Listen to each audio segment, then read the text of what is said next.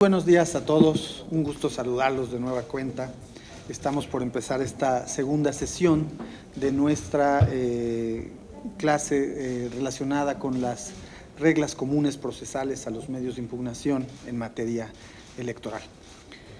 En verdad es muy satisfactorio volver a encontrarlos. Creo que ayer tuvimos una sesión interesante, muy satisfecho con la participación de todos ustedes, y hoy nos vamos a dirigir a otro segmento de nuestra sesión que está relacionado con la tutela judicial efectiva. Dieter Nolen, uno de los grandes pensadores en materia política y en materia de la democracia, señala con claridad que uno de los valores que debe de analizarse en materia política es el contexto como eje fundamental de todo análisis político.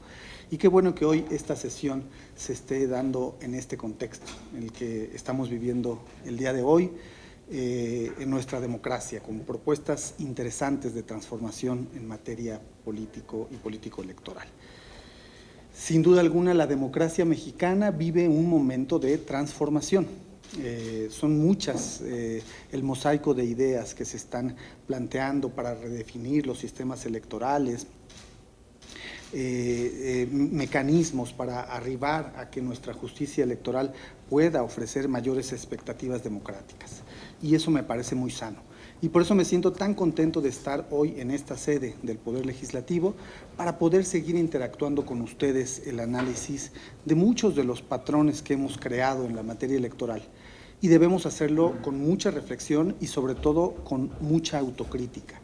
Creo que hoy el valor de quienes impartimos justicia electoral es que tengamos ese análisis introspectivo y que podamos interactuarlo con ustedes. Por eso es muy valioso que hoy podamos platicar y seguir tocando estos temas. La tutela judicial efectiva de los derechos político-electorales. De acuerdo a la plática de la clase anterior, podemos afirmar que la tutela judicial efectiva es uno de los derechos más importantes en el contexto de nuestro orden jurídico. Pero no solo ello, también constituye el punto central de toda nuestra noción integral de acceso a la justicia. Bajo esta óptica, la tutela judicial efectiva es una directriz que debe orientar toda la actuación pública del Estado. Es un componente básico de los sistemas de justicia que se desenvuelven en un orden realmente democrático. Incluso debe decirse que en la apreciación general de la sociedad, una perspectiva de mayor accesibilidad a la justicia propicia un estado de confianza. Una sensación de que el aparato estatal puede dar una respuesta eficaz a las exigencias individuales y colectivas. Un espacio proclive para que la justicia pueda tutelar eficazmente todas nuestras libertades y nuestros derechos. El asidero normativo de la tutela judicial efectiva no es solo de corte nacional, es de corte dual, porque está recogido tanto en documentos de orden constitucional interno como documentos del orden convencional. Bajo una connotación muy elemental, podríamos afirmar que la tutela judicial efectiva es el derecho que tiene toda persona a invocar la actividad de los órganos jurisdiccionales en defensa de sus intereses legítimos. Tal vez una de las frases en la historia de México que mejor ha condensado el valor que tiene la tutela judicial efectiva es la que pronunció el siervo de la nación José María Morelos y Pavón cuando señaló que todo el que se queje con justicia tenga un tribunal que lo escuche, lo ampare y lo defienda contra el fuerte y el arbitrario. Esa leyenda ocupa un lugar central en el recinto de sesiones de la Sala Superior del Tribunal Electoral del Poder Judicial de la Federación y nos recuerda cuál es el eje fundamental hacia donde de manera natural debe dirigirse toda concepción de nuestra justicia electoral. Es desde ese momento gestacional del constitucionalismo mexicano donde se encripta una necesidad de tutela judicial efectiva. No la hemos sustraído únicamente del orden internacional, está en nuestra genética constitucional. Es una visión de protección integral, de igualdad ante la ley y de justicia completa y plena. Todos esos componentes deben hoy seguir alimentando la necesidad de un esquema más justo en nuestra tutela constitucional electoral. Sí, adelante. Magistrado, casi no se escucha. Ojalá que se pueda acercar un poquito. Yo creo que más Gracias. el micrófono, ¿verdad? Muchísimas gracias. Esta visión de tutela judicial efectiva hoy en el orden jurídico nacional ha permitido el desarrollo de nuevos derechos. Tan solo la Suprema Corte de Justicia de la Nación en los últimos 10 años aproximadamente ha venido incorporando una nueva gama de derechos fundamentales que no existían con anterioridad y que precisamente a través de una visión de tutela judicial efectiva se han podido incorporar y hoy forman parte de la médula de los derechos en nuestro país. El interés superior de la niñez, el mínimo vital en materia fiscal, el libre desarrollo de la personalidad, que por supuesto ha permitido una amplia gama de derechos, la perspectiva de género, entre otros. Sin duda, muchos de esos derechos no podrían haberse gestado si no hubiese tenido como punto de partida una visión integral de tutela judicial efectiva. La tutela judicial efectiva es así una premisa para el desarrollo de nuevos derechos. El alcance que los propios órganos jurisdiccionales van trazando en su interpretación judicial, cuando van logrando incorporar eficazmente el principio de tutela judicial efectiva, puede poco a poco ir cubriendo algún carácter deficitario que pueda tener el diseño normativo. O bien, en algunos casos, puede aportar soluciones de accesibilidad judicial, cuando ésta no hubiese sido prevista acuciosamente desde la norma original. Es así como el Poder Legislativo y el Poder Judicial siguen una suerte de complementariedad. La tutela de los derechos no puede estar encomendada solo a uno de los poderes del Estado y, por supuesto, los puntos deficitarios, los puntos sensibles o las carencias que en algún momento puede tener una determinada normatividad, pues pueden ser solventadas a partir de una visión de tutela judicial efectiva. Desde un concepto más amplio, la tutela judicial efectiva alcanza mayor dimensión cuando entendemos que este concepto es presupuesto de otros valores inherentes a la impartición de justicia, como es, por ejemplo, el principio de legalidad. Pero también cuando entendemos que la tutela judicial efectiva es un elemento infaltable de un proceso justo, el cual solo puede sentar sus bases en un marco amplio de posibilidades en lo que respecta a la accesibilidad judicial. Un proceso limpio, depurado, bien diseñado normativamente, pero demasiado sofisticado en cuanto a formalismos, con múltiples causas de improcedencia y con obstáculos para su desarrollo, difícilmente se tornará en un esquema virtuoso y justo. Será sin duda un modelo mecánico y rígido que no generará los incentivos necesarios de justiciabilidad propios de una sociedad democrática.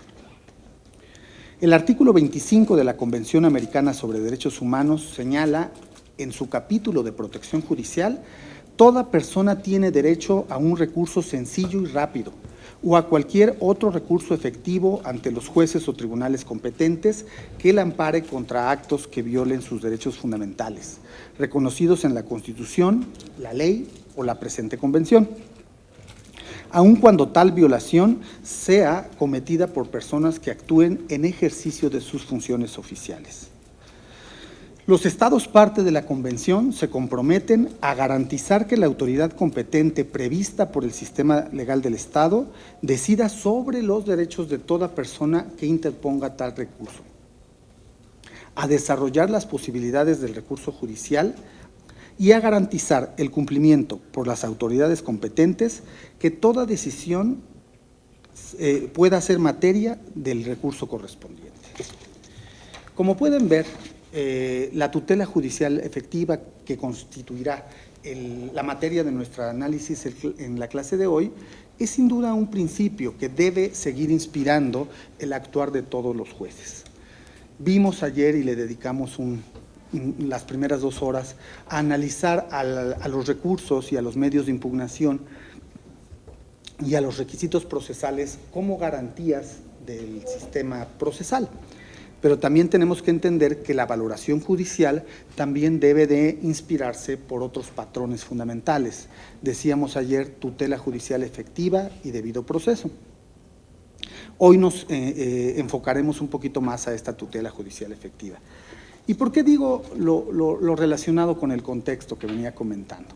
Sin duda pueden haber cambios institucionales, cambios normativos, diferentes percepciones del papel que debemos jugar los tribunales de cara a esta transformación democrática. Pero me parece, y ahí me gustaría escuchar su opinión, que creo que los tribunales constitucionales no debemos claudicar en la defensa de un control constitucional electoral efectivo. Entonces, más allá de cualquier reforma, más allá de que alguna reforma quiera redefinir inclusive la estructura de los órganos constitucionales, creo que quienes tenemos la encomienda de tutelar estos principios, tenemos que partir de esa base. La accesibilidad judicial debe de seguir siendo una guía y una directriz fundamental para el funcionamiento de nuestra justicia electoral. Entonces, cierro esta plática preliminar y procederemos al análisis de las tablitas que elaboramos para esta segunda clase. No sin antes escucharlos si tienen ustedes algún punto de vista de lo que comenté en esta clase preliminar. Me parece que a lo largo de las siguientes 2 horas iremos analizando inclusive algunos criterios jurisprudenciales que se han señalado, pero ayer surgieron temas interesantes incluso en cuanto a la disposición de los actos procesales, las formas de desistimiento y los alcances que pueden tener. Es muy importante para mí que ustedes tengan presente cómo todo el diseño normativo electoral se ha dirigido de algún modo en una visión de tutela judicial efectiva. Estoy convencido de que en este tema no debemos dimitir y los tribunales constitucionales debemos seguir operando bajo esta dinámica. No sé si alguien tenga una intervención y si no procedemos adelante. Adelante. Buenos días, compañeras, compañeros. Yo quisiera alguna opinión de usted, magistrado, respecto a la reforma, a la iniciativa de reforma constitucional que planteó el presidente de la República. Entre ellos que plantea que los magistrados sean elegidos por voto popular. ¿Qué opina usted al respecto? Gracias. Pues la verdad es que es precisamente a lo que me refiero en la lógica del contexto.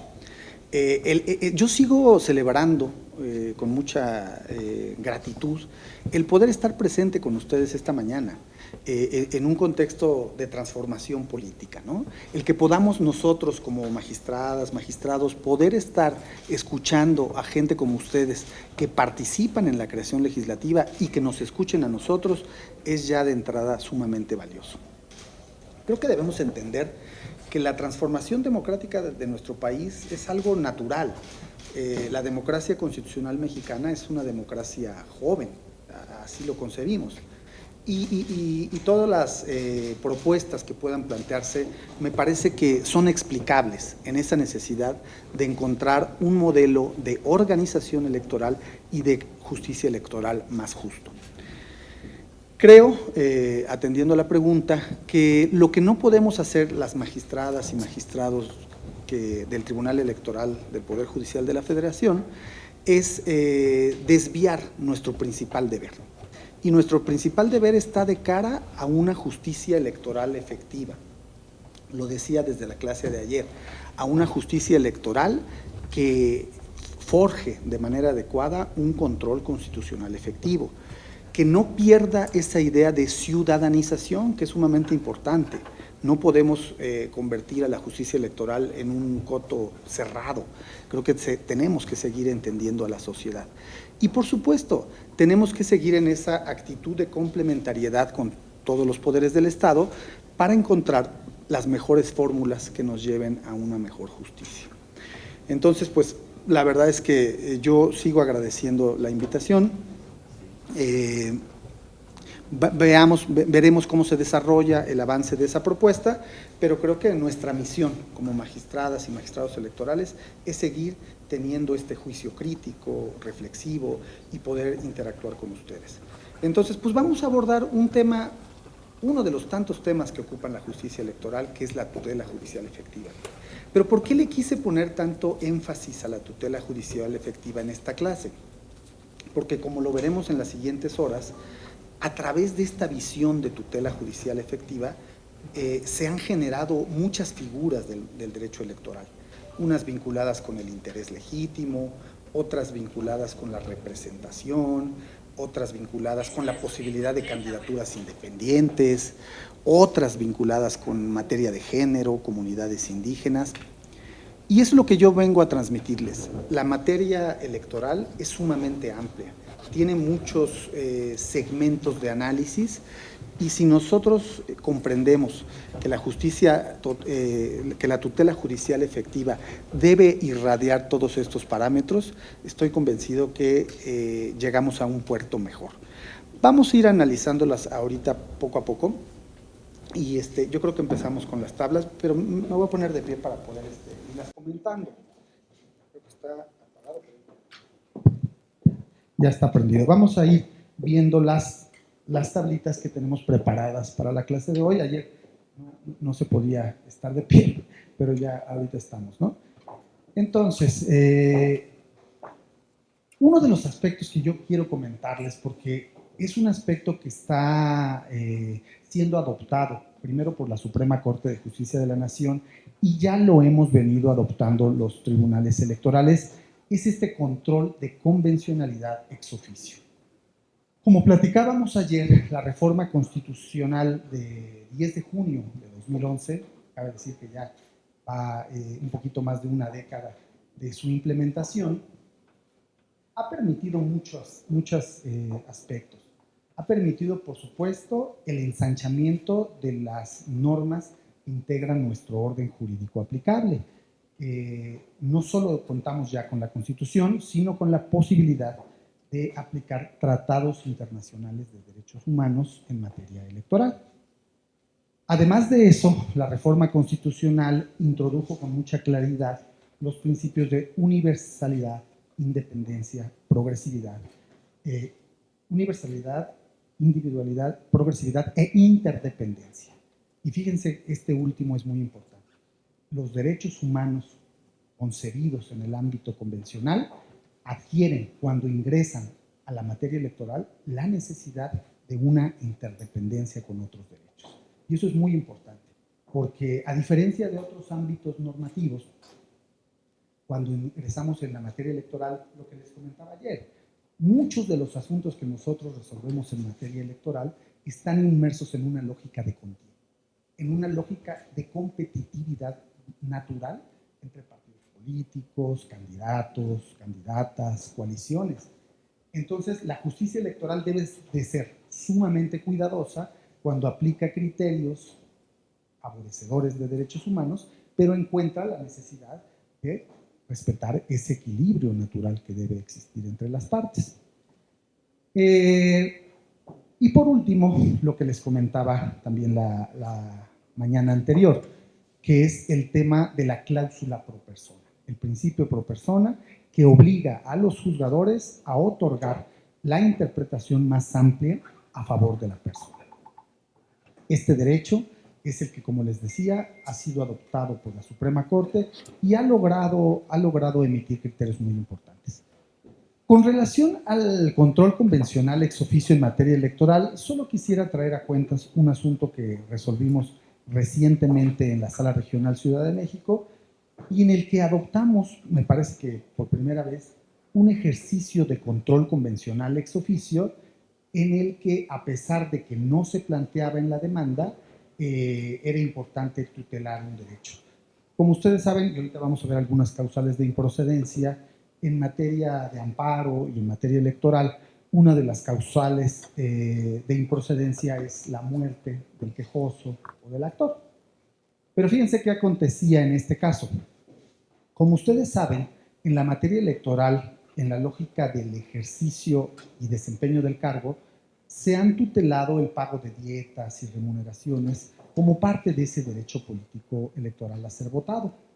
Entonces llegan múltiples asuntos en los que lo que nos reclaman es que no se les han pagado las dietas, que se les debe remuneraciones de años anteriores, y pues de pronto los asuntos político-electorales adquieren una naturaleza patrimonial, porque lo que analizamos, si es y analizamos si es verdad o no que no se han pagado esas remuneraciones. Lo interesante es que en este caso, ante la primera instancia, acude la persona, no obtiene una sentencia favorable, pero después fallece esta persona.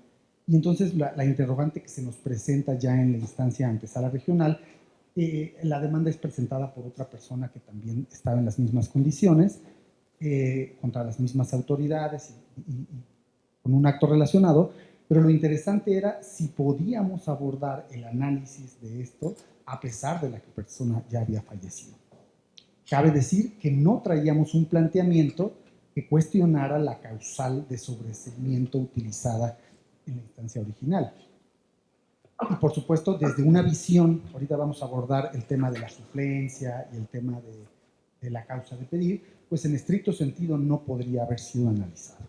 La sala regional, en una decisión mayoritaria, encontró que se podía aplicar este control convencional ex officio y se podía dar una argumentación integral en la que, para favorecer a los deudos o a las personas beneficiarias de esta prestación, pudiera darse curso a la acción jurisdiccional. Sin duda, es un acto de control convencional ex officio porque, por supuesto, no teníamos ni podíamos tener el planteamiento directo.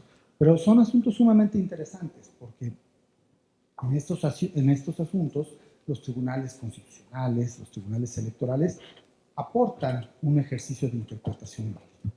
Quería adelantárselos porque ahorita vamos a llegar ya a algunas características que tienen la presentación de la demanda, los requisitos procesales que ésta involucra, la valoración que hacemos en estricto derecho o en suplencia según el caso, y vamos a proceder a ello. La demanda.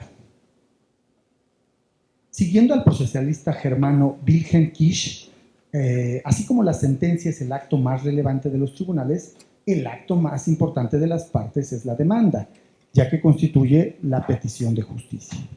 Los demás actos procesales girarán en torno a esta petición primigenia de resolución del conflicto. Como ustedes saben, en la teoría general del proceso, pues la demanda es el acto que activa el ejercicio jurisdiccional y que por supuesto es un principal referente de la controversia que se va a analizar. Es el planteamiento, el postulado original de las partes a partir del cual se desenvuelve toda la función jurisdiccional. La demanda, por supuesto, tiene una importancia capital porque a partir de esta se perfilan los linderos del objeto del juicio. Mediante el escrito inicial, la parte actora da a conocer su versión sobre la materia de controversia, así como el resultado que pretende. Un buen entendimiento y fijación de la litis y las pretensiones tendrá como ineludible consecuencia un proceso eficiente y una resolución más efectiva. Sin duda, desde este momento, las personas impartidoras de justicia debemos tener en cuenta el paradigma de impartición de justicia de los derechos humanos. La claridad en la materia de la controversia permite resolver el problema relacionando vías de impugnación, esto es, las reglas procesales que serán aplicables al caso, la competencia, la conexidad de la causa, y resolver de manera integral un problema complejo. Incluso podemos, a veces, en la demanda, identificar si el tema está vinculado con una necesidad de continencia de la causa. Las magistraturas electorales somos muy cuidadosas en este análisis primigenio de la demanda, porque es a partir de este escrito, de este primer planteamiento, en el que podemos identificar hacia dónde se dirige la petición y cómo podemos analizarla. Debemos revisar si puede ser acumulable con la impugnación, si puede, incluso en algunos casos, la materia electoral ha utilizado figuras como la escisión. Me parece que tenemos que ser muy cuidadosos con ello, pero en algunas ocasiones podemos identificar, por ejemplo, que algunos de los planteamientos de la parte actora están dirigidos a una nueva impugnación y otros más están dirigidos a la inejecución de una sentencia anterior. Entonces, la lectura de la demanda es sumamente importante porque es la que ubica a la juzgadora o al juzgador hacia dónde debe dirigir toda la actuación procesal. Características y consecuencias de la demanda. Por supuesto, es el documento a partir del cual nace el proceso. Activa la maquinaria judicial y el actor ejercita la acción a partir de la cual después desemboca todo su actuar probatorio. Ofrece pruebas, pronuncia alegatos e incluso puede llegar a interponer recursos. Formula su pretensión a partir de lo que él visualiza como el bien jurídico tutelar. Vamos a los requisitos formales. ¿Qué requisitos formales debe de reunir la demanda? Y eso es muy importante porque muchas veces son los elementos técnicos que nos pueden aportar el curso o destino que debe de tener una demanda. Por supuesto, debe presentarse por escrito, ingresar ante la autoridad o partido político responsable del acto o resolución que se impugna, debe señalar el nombre de la parte actora, el domicilio, porque sin duda alguna será la forma en la que se podrá interactuar con las partes, acompañar los documentos para acreditar la personería del actor, por supuesto en los casos que esto procede, indicar el acto o resolución que se impugna y referir la autoridad o partido político responsable. Mencionar, este es muy importante, mencionar expresa y claramente los hechos, contener los agravios, los artículos presuntamente violados y en su caso, hacer valer las razones por las que solicite, en su caso, la no aplicación de leyes en materia electoral por estimarlas contradictorias a la Constitución. Es el momento de ofrecer aportar pruebas, salvo aquellas que son denominadas pruebas supervenientes, pero que tienen características especiales porque son desconocidas por la parte actora cuando insta su demanda. Debe contener el nombre y la firma autógrafa del actor. Como pueden ver aquí en estos primeros requisitos formales, pues son muchas de las reglas que tienen aplicabilidad en otros procesos, el proceso civil, proceso administrativo. Pero entonces, ¿cuáles son las reglas que se han gestado en la materia electoral? Ahorita las vamos a ver. Reglas que cobran una especial particularidades atendiendo a los valores que analizamos en la materia.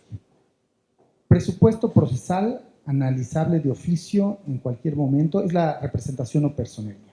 Esta es la jurisprudencia 25 del 2012 y en su rubro nos señala lo siguiente: representación. Es admisible en la presentación e interposición de los medios de impugnación en materia electoral. En este sentido, pues, me gustaría referirme fundamentalmente a los recursos de apelación.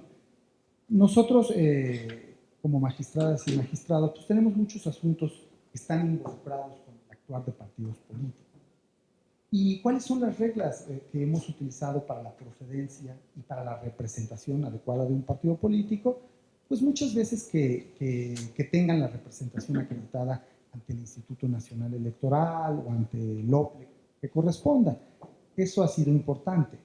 En algunos casos nos ha llevado al análisis de la propia normatividad del partido político para poder definir si esta persona tiene o no la representación adecuada.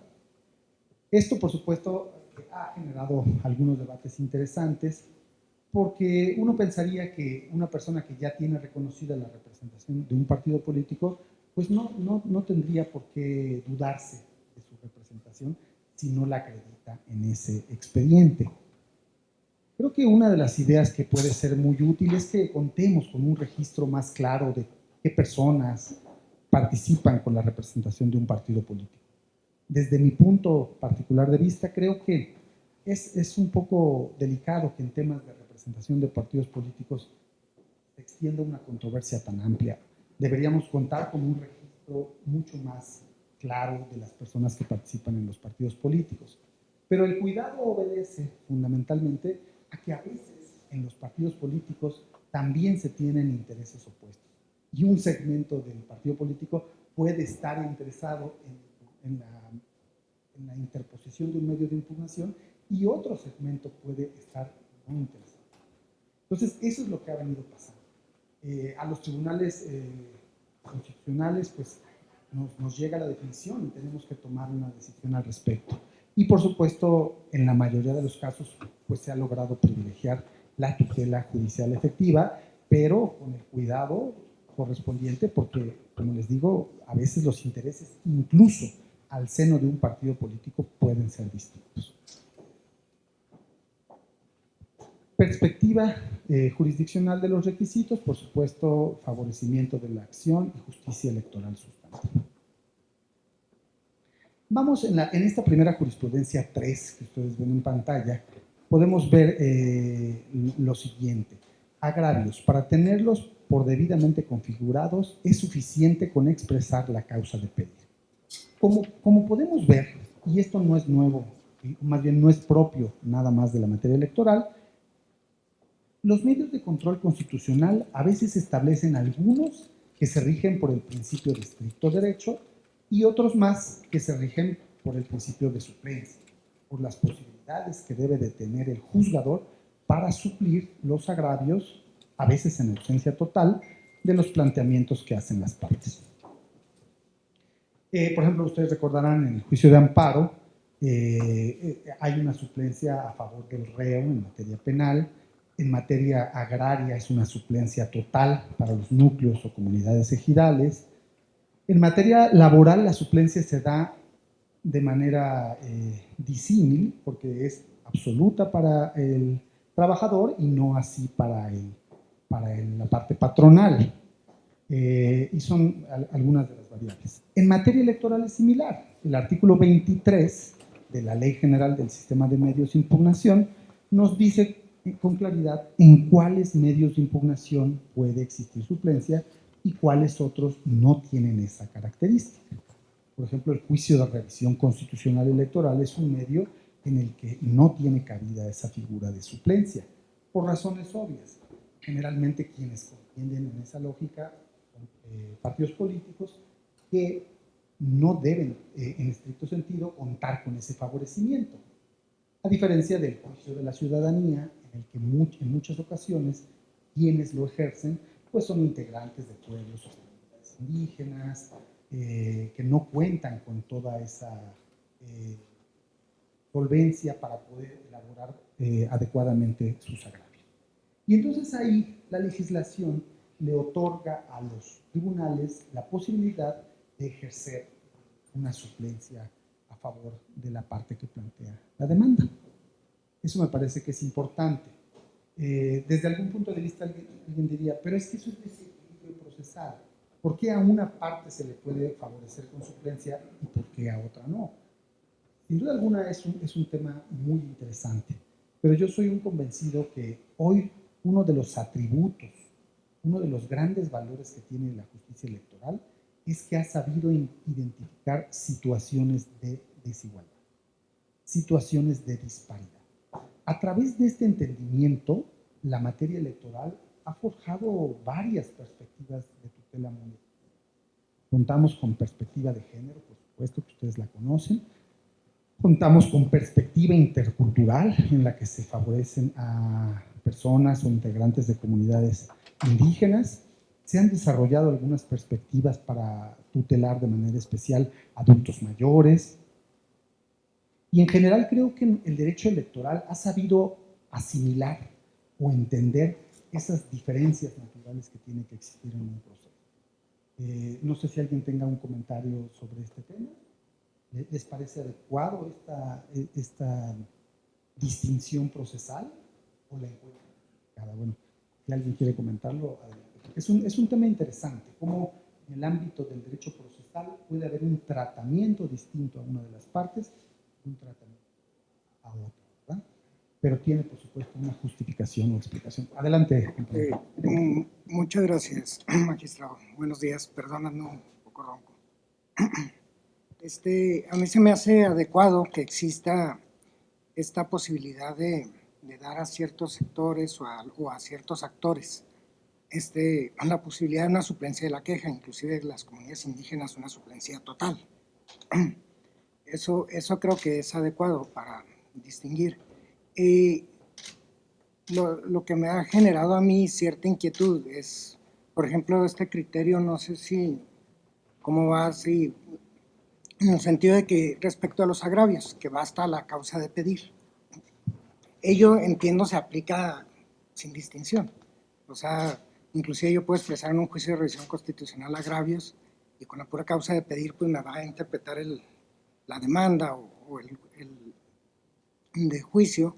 La autoridad, no sé si ello ha dado pauta o no sé, en su opinión, magistrado, a que se extienda esa posibilidad del juzgador hasta cuestiones inclusive que pues ahí recónditamente a lo mejor puede decir que fueron planteadas y en realidad el otro actor o el tercero interesado dice, oye, señor magistrado, ¿de dónde me está deduciendo usted esta pretensión, no? Entonces, ahí la pregunta sería, bueno, más bien la inquietud de si ese criterio que sí se aplica de manera general, la causa de pedir, no da lugar a que también se pueda llegar inclusive hasta una suplencia o hasta pretensiones que se ensanchan más allá de lo que se... Sí, por supuesto.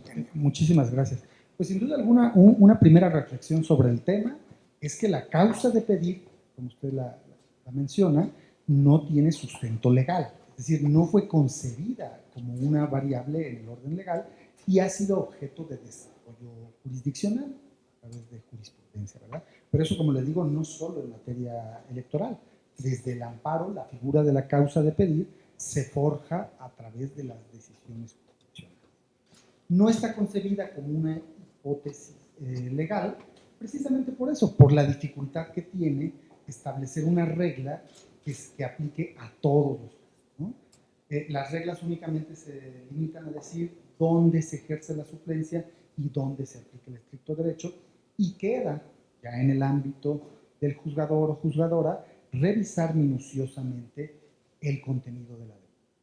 Me parece, y comparto con usted, que esto de pronto es muy sutil, porque podemos leer una demanda y decir, no, bueno, es que yo no logro desprender de la lectura de estos agravios que la parte se esté quejando por ello.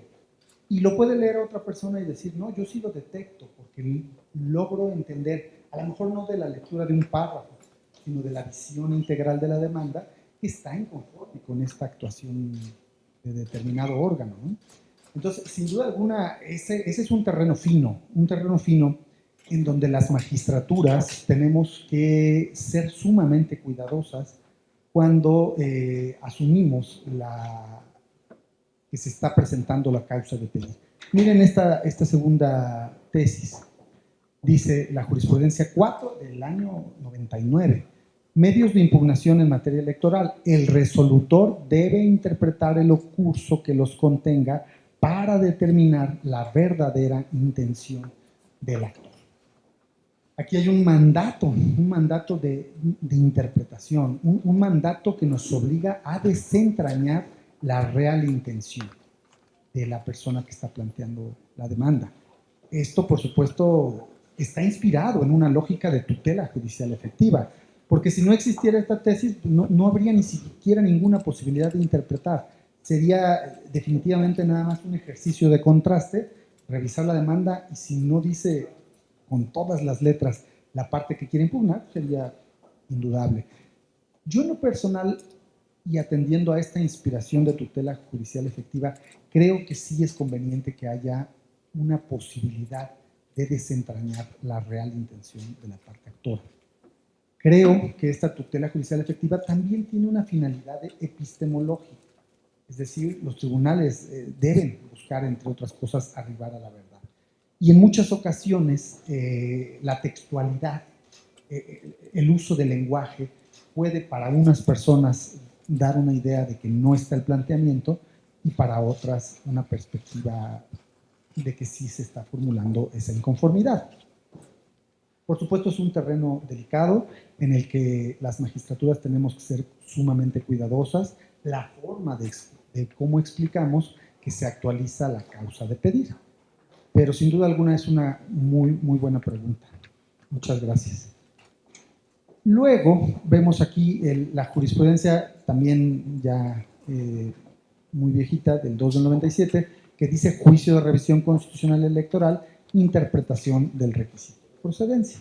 Como les digo, este tipo de medio de impugnación está enmarcado en una lógica más estricta por su naturaleza, pero se pueden dar supuestos como los que nos mencionaba el abogado. Adelante. Perspectiva jurisdiccional, jurisprudencia 13 del 2008, comunidades indígenas, suplencia de la queja en los juicios electorales promovidos por sus integrantes. Y aquí está lo que les decía. Si entendemos nosotros que entre los diversos actos electorales constituyen nuestro día a día, tenemos muchos asuntos vinculados con comunidades indígenas, el desarrollo jurisprudencial nos ha llevado a considerar que respecto de pueblos o comunidades indígenas o sus integrantes opera un ejercicio de suplencia.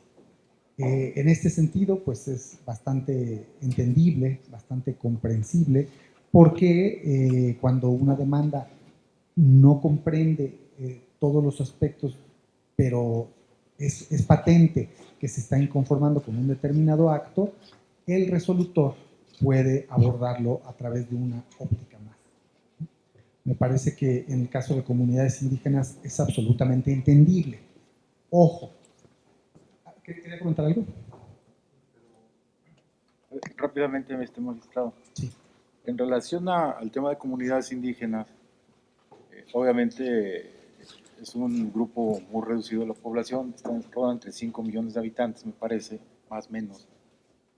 Sin embargo, hay estados, entidades federativas, que prácticamente están bien definidas las comunidades, los pueblos indígenas, Oaxaca, uno de ellos, Chiapas. Sin embargo, hay entidades federativas donde la población es prácticamente mínima, 2% de la población de la entidad, si no es que menos. ¿Cómo pueden ahí, en lo particular, los individuos acreditar esta personalidad que sean originarios de una comunidad? Porque a veces no hay esa distinción del habla, no hay esa distinción no sé, de portar algún tipo de vestimenta, que también es una parte de, pero también los usos y costumbres que sí están arraigados. Pero a veces es un poco complicado, a veces hay municipios que tienen una población mínima, de escasa, de comunidades indígenas o de población, y ahí prácticamente como las salas en este aspecto han podido darle la razón a esta persona que pueda acreditarla, porque no hay una forma de decir tú eres indígena, aunque no cubras el requisito del INEGI, por ejemplo, 40% que se pedían con antelación. ¿Cómo pueden indígenas o población acreditarla? Ese sería mi... Sí, muchas gracias, abogado. Fíjese que, en efecto, una de las grandes complejidades en materia de asuntos de comunidades indígenas es discernir estas diferencias que se presentan de manera muy disímbola, tratándose de una entidad federativa, tratándose de una determinada población. Cada uno de los estados que comprenden nuestro país tiene diferentes conformaciones de identidad cultural.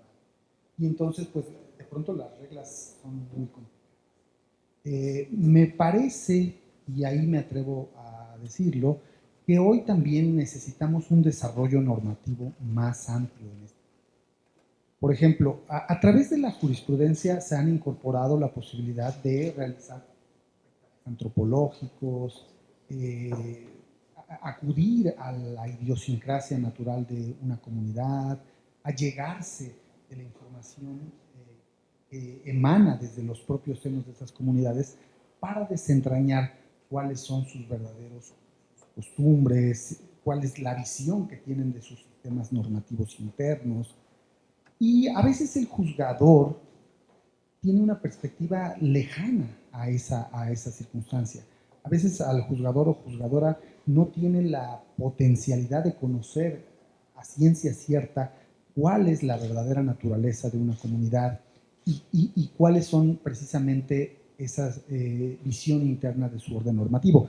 Contamos una jurisprudencia que ahorita no la tengo en las tablitas, en la que hay un primer mandato para el juzgador que consiste en que debe de identificar si se está en presencia de un conflicto intracomunitario, intercomunitario o extracomunitario.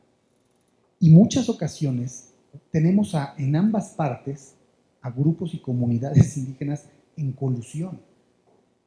Y precisamente un determinado grupo o comunidad indígena viene argumentando una visión o perspectiva que él tiene de la forma como se realizan las asambleas, de la forma como se dan a conocer al seno de la comunidad, de la participación, de los horarios, del lugar en donde se realizan, y otros segmentos de la población nos aporta una postura distinta.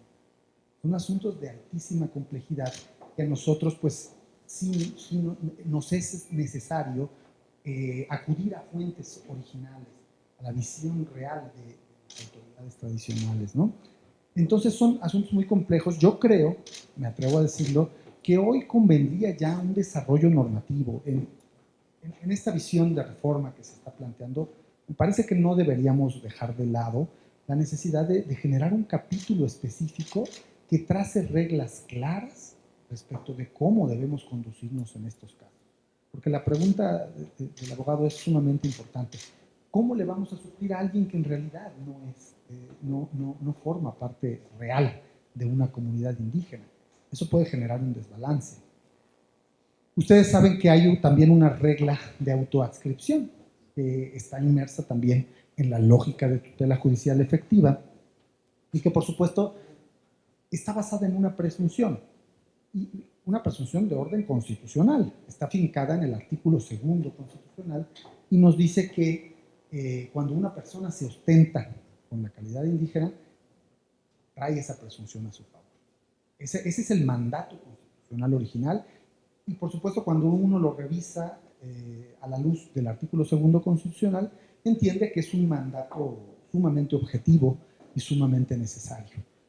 Pero el desarrollo jurisprudencial también ha venido estableciendo parámetros de valoración y se ha asimilado la figura de la adscripción reforzada. Es decir, los tribunales en algunos casos también tienen la potestad de, en esa evaluación, exigir elementos adicionales que acrediten lo genuino de ese planteamiento. Entonces es una batalla diaria en nuestra interpretación el encontrar los parámetros exactos. Pero lo que me gusta de su formulación es esa inquietud, es decir, el establecimiento de reglas amplias de suplencia también puede traer efectos contraproducentes, porque muchas veces se presentan situaciones en las que determinadas partes pues no tienen ese carácter genuino y tenemos que identificarlo. Esa es la regla natural, el reto fundamental de todo proceso. ¿Cómo lograr que en verdad el resolutor no se vea engañado por las partes? ¿Cómo enfrenta la necesidad de arribar a una verdad? Y eso es importante no solo en el ejercicio de la acción, sino incluso en la definición del asunto. En muchas ocasiones esto no nada más se limita a ser una variable para el ejercicio de la acción, sino incluso en la definición del asunto. Lo que pasa es que, ¿sabe cuál es el problema? Muchos de los asuntos se pueden resolver a través de ejercicio, peritaje lógico, y la verdad el Tribunal Electoral ha tenido resultados muy satisfactorios en este ejercicio. El caso Cherán, ustedes lo recuerdan, han sido verdaderas emblemas de la interpretación judicial. El problema es que luego llegan asuntos de otro corte, asuntos en donde el actuar procesal jurisdiccional exige mucho más rapidez, en donde nosotros identificamos una altísima conflictividad al seno de un municipio. Vemos un choque frontal entre las pretensiones del municipio, las comunidades, o a veces entre dos comunidades, y nosotros identificamos que en materia electoral tenemos que proveer de manera rápida una solución, porque no podemos desconocer que la justicia electoral juega con valores, o más bien son materia de análisis, valores muy delicados. La paz social, la armonía interna en una comunidad son muy importantes. Pero pues espero haber satisfecho la pregunta. Adelante, compañero. Gracias. Coincido totalmente con usted. De hecho, en la sala regional Jalapa nos dieron un curso de peritaje antropológico respecto a estas situaciones. Ahora, me surge una pregunta respecto del catálogo que usted menciona que se debe de legislar, que creo que se debe de hacer. Yo siempre he creído que el derecho indígena es un híbrido, un derecho indígena originario que ya no existe, un híbrido junto con las cuestiones pues, de la colonización que ha venido a permear todas estas cuestiones, y un derecho indígena occidentalizado, si lo queremos ver así. ¿Por qué? Porque partimos de la raíz de que quien nace la norma pues trae ciertas visiones, etc. Hay un autor muy bueno que se llama Boaventura de Sousa Santos, él es un autor brasileño y precisamente habla de cómo a nivel América Latina hemos construido un derecho, obviamente con esta visión occidental. Mi pregunta con este contexto es, la reforma que debemos de hacer respecto de esta situación de la cosmovisión, de la autodescripción, etcétera, ¿debe ser bajo una visión occidental o debe ser precisamente bajo la visión de los pueblos originarios, los pueblos indígenas? Porque si no, ¿hasta qué punto estamos metiendo manos sobre ciertas cuestiones? Yo entiendo a lo mejor que la cuestión de la mujer pues sí tiene que irse perfeccionando, tenemos que ir dotando de derechos humanos, pero hasta qué punto sí y hasta qué punto no. Yo creo que para eso sirve muy bien el Parlamento abierto como una base para la construcción técnica normativa, pero ¿hasta dónde? ¿Hasta qué límites? ¿Hasta qué alcance? No, bueno, es excelente su comentario, porque precisamente nos lleva a decir, si ya vamos a adoptar una normatividad que pueda servir para solucionar estos asuntos, parece que en una lógica de técnica legislativa tendríamos que adoptarla de la manera menos injerencista. Si nosotros diseñamos un modelo absoluto, en verdad sería un efecto colonizador y no es la idea. Me parece que en técnica legislativa nosotros tendríamos que entender que tendríamos que ingresar con normas esenciales, normas procesales mínimas que nos digan cómo se da, por ejemplo, cuáles son los requisitos para el peritaje antropológico, cómo se va a dar otro elemento muy importante, el acompañamiento de las autoridades electorales administrativas en asuntos como estos. Porque como bien dice el abogado, pues hay veces que las comunidades tienen un rechazo natural a todo lo que tenga que ver con la autoridad. Y si nosotros no proveemos las medidas adecuadas para el funcionamiento, pues lejos de tomar una decisión adecuada, estamos generando una. Sin duda alguna, esta propuesta, que cabe decir, sí ya se ha dado en algunos contextos estatales, en Oaxaca, por su propia naturaleza, lo ha desarrollado, pero yo sí creo que hoy el ámbito legislativo debe dar ya una mirada seria a este tema. Por supuesto que pueden servir de mucho los criterios que han forjado los tribunales como reglas mínimas, pero tal como lo señala el abogado, creo que tenemos que ser muy cuidadosos, porque si nosotros diseñamos únicamente las normas a partir de nuestra visión de derecho legislado, pues sin duda alguna no llegaremos a un buen puerto. Creo que tenemos que identificar, y por eso sería tan importante esa relación del Poder Judicial con su experiencia jurisdiccional, interactuando con el Poder Legislativo y sentando bases políticas mínimas, seguramente, para que este modelo funcione. A lo mejor también establecer hipótesis de cuándo es conveniente la consulta, cuándo es conveniente el peritaje, en muchas situaciones que hoy todavía no están en sede legislativa y entonces están en el ámbito de la interpretación judicial. Como usted reseñaba muy bien, la Sala Regional Jalapa ha sido pues, punta de lanza en muchas de las interpretaciones, pero por ejemplo nosotros en Sala Regional Ciudad de México también hemos tenido ejercicios interesantes a través del reconocimiento de pueblos originarios en la Ciudad de México y con la complejidad natural que esto implica, porque muchos de los pueblos originarios de la Ciudad de México están inmersos en la vida. En la vida que está regida por el otro ámbito normativo, ¿no? Entonces, ambas preguntas son muy interesantes porque resaltan esta necesidad de que el órgano jurisdiccional sea muy cuidadoso cuando aplique estos criterios. Pero yo en lo personal sí soy partidario de una regulación mínima en este ámbito. Improcedencia y sobreseimiento. Pues llegamos a un terreno sumamente importante del derecho procesal. Perdón, adelante, abogado. Bueno, espero no salirme del tema, que me perdí un poco, pero creo que estaban hablando acerca de la autoadscripción un poco de los indígenas y de que no, cómo sabemos si se les van a respetar sus derechos, si son de lugares con muy poca presencia de comunidad indígena. Por ahí empezó el tema, ¿no? Y luego pues el compañero muy bien, el tema de lo complejo que es entrar a este tema, ¿no? Y qué es lo que debe de prevalecer. Yo digo que sus costumbres, ¿no? Que es de hecho lo que ahorita prevalece. Pero en los apuntes que tenemos en el curso que estamos tomando, como también requisito, en el primer curso de requisito para poder acreditar este diplomado, viene un tema viene un apartadito muy interesante acerca de este asunto. Primero, son 28 distritos uninominales indígenas los que hay en el territorio nacional, de los cuales están en Campeche, Quintana Roo, Guerrero, Chiapas, Estado de México, Oaxaca, Puebla, Quintana Roo, San Luis Potosí, Veracruz, Yucatán. Y precisamente la preocupación es esa, que sí estén representados aunque sean de minorías.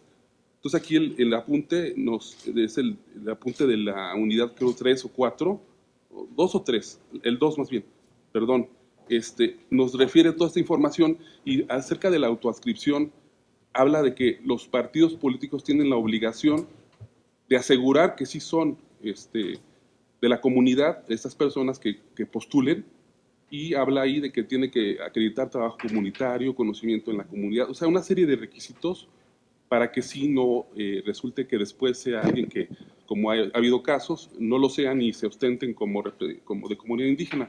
Entonces, digo, ya hay un trabajo, y este trabajo lo hace el tribunal junto con la Comisión Nacional para el Desarrollo de los Pueblos Indígenas. Aquí la complementariedad de la información de esta comisión con el trabajo del tribunal y en toda la conformación y el análisis de este tipo de problemática. Sí, no, es que creo que los tres comentarios de los tres compañeros van en un mismo sentido, o llaman la atención en un mismo enfoque. Qué delicado es el tratamiento de estos asuntos si no tenemos la claridad de si una persona efectivamente forma parte de comunidades indígenas o no, ¿verdad? Por eso lo que yo comento es que esta eventual legislación que pudiera realizarse, por supuesto, que deberá tocar los elementos mínimos indispensables. ¿Cuáles son los elementos mínimos indispensables? Pues aquellos que generen pautas para la autoridad. Yo no concibo una disposición normativa que trace reglas que puedan ser injerencistas hacia las comunidades. Creo que eso sí sería un gran error. El principio de autodeterminación de los pueblos y comunidades indígenas debe de seguir prevaleciendo.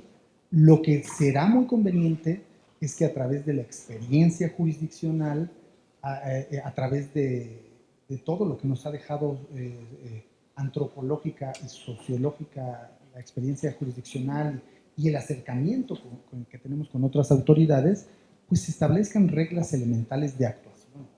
Es que se presentan muchos casos bien delicados, en donde cuando ya tenemos que lograr un cumplimiento, en algunos casos ordenamos algún acompañamiento de la autoridad electoral. Y los OPLES, también ya que cuentan con mucha experiencia, pues tratan de lograr esa armonización, pero muchas veces no lo logran. Y entonces nosotros tenemos que tener mucho cuidado y proveer medidas que aseguren ese cumplimiento eficaz. Sin duda, son asuntos sumamente complejos porque tratan de armonizar el derecho legislado con los sistemas normativos internos, término adecuado.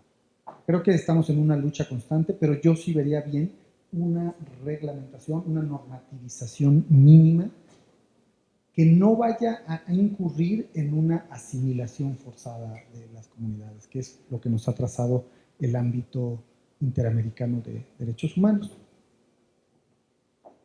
Y bueno, les comentaba que pasamos a un terreno complejo también de la materia procesal, que son las causas de improcedencia y sobreseimiento, que finalmente son pues aquellas hipótesis por las cuales no se puede acceder al ejercicio jurisdiccional. Son causas que están establecidas en la ley y que tienen mucha justificación. Podemos entender a la improcedencia como la imposibilidad jurídica para conocer la impugnación o en su caso el mandato de desechar la demanda por el incumplimiento de algún requisito. Se trata de una cuestión de orden público. Recordemos que toda esta cuestión de la improcedencia tiene su sede o su sustrato esencial en el orden público, con independencia de que las partes las hagan valer. Es decir, los órganos jurisdiccionales no necesitamos la invocación de una causa de improcedencia, sino que podemos detectarla de manera oficiosa y establecerla, ¿no? Establecerla de que se actualiza en el caso particular. Vamos a revisar algunas de ellas. El primer aspecto, este es entendible en la medida del control dual que existe en nuestra materia. Es improcedente el medio de impugnación cuando se impugnan leyes locales o federales por inconstitucionales. Esta explicación es sencilla en el orden constitucional. Como ustedes saben, el artículo 105 de la Constitución establece que el control constitucional abstracto corresponde a la Suprema Corte de Justicia de la Nación y el control constitucional concreto, en conformidad con el 99, corresponde al Tribunal Electoral del Poder Judicial de la Federación.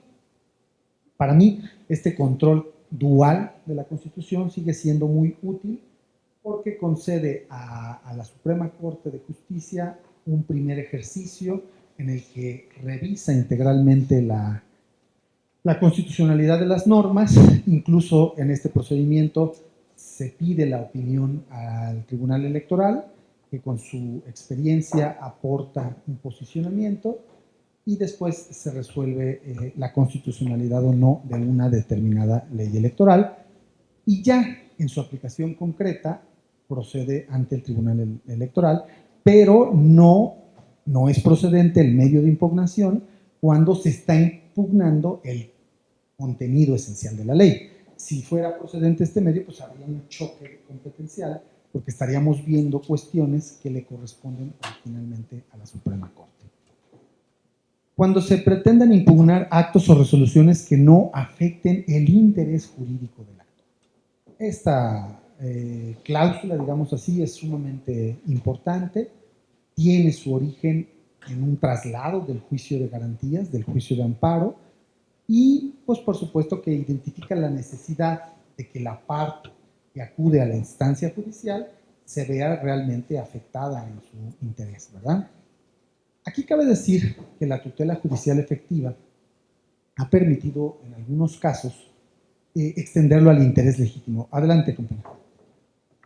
Muchas gracias. Muy buenos días, compañeros.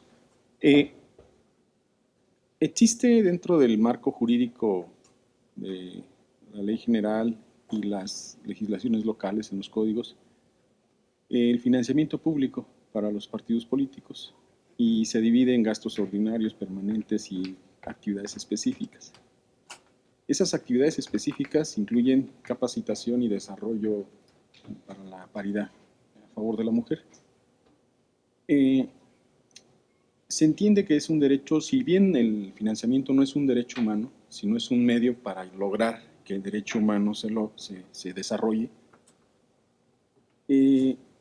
la impugnación en contra de que el no otorgar el financiamiento a los partidos políticos que no logren el rebase, el umbral del 3%, y que no tengan ese financiamiento para poder desarrollar la perspectiva a favor de la mujer, no se contravienen los convenios internacionales y el derecho humano a la paridad.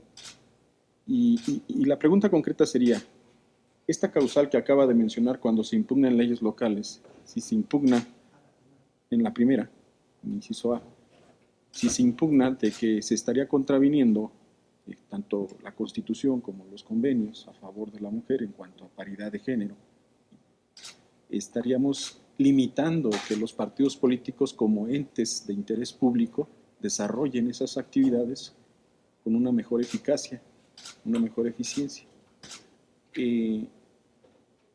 ¿Es correcto en su opinión o estaríamos en un punto de vista equivocado? Lo que está señalando es que ¿qué sería lo que se está impugnando? ¿La norma o la aplicación de la norma? Porque creo que ahí está el punto de división, ¿no? Sí, sería la aplicación de la norma. Sí, tenemos un partido que ya no logró el registro local. En el registro local, al no tener el registro, pues no tiene el recurso. Y al no tener el recurso, se invoca que se impugna la imposibilidad para desarrollarse las actividades específicas, conforme a la reglamentación local y federal. Y que tales actividades pudieran implicar un perjuicio a favor, en contra de las mujeres para poder desarrollar esas actividades. Se impugna y la pregunta sería, ¿aplicaría la causal del inciso A para efecto de? Por supuesto que el caso que nos está planteando es un caso concreto muy bien situado, ¿no? en el tema. La obligación en este caso, del juzgador o juzgadora es revisar si el contenido esencial de la impugnación está dirigido a la norma o pasa por el análisis de un hecho concreto. Es que es lo que nosotros tenemos.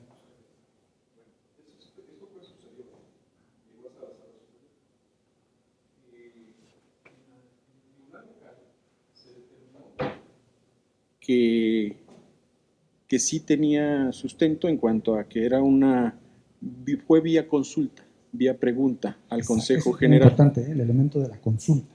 Se hizo la consulta, se contestó que no correspondía, toda vez que no tenían el 3%, se impugnó, se procedió al tribunal local, el tribunal local confirmó, diciendo que era correcta la respuesta, toda vez que no se tenía el registro correspondiente y que contaba con recursos a nivel nacional.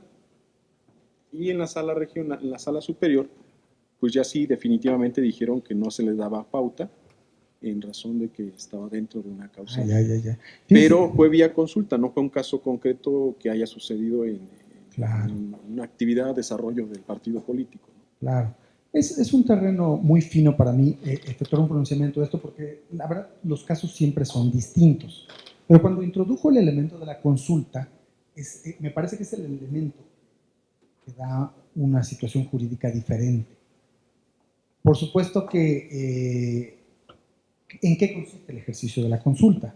El ejercicio de la consulta tiene generalmente sede normativa en leyes electorales que establecen la posibilidad de que los institutos den una respuesta clarificadora respecto de la actualización del supuesto normativo.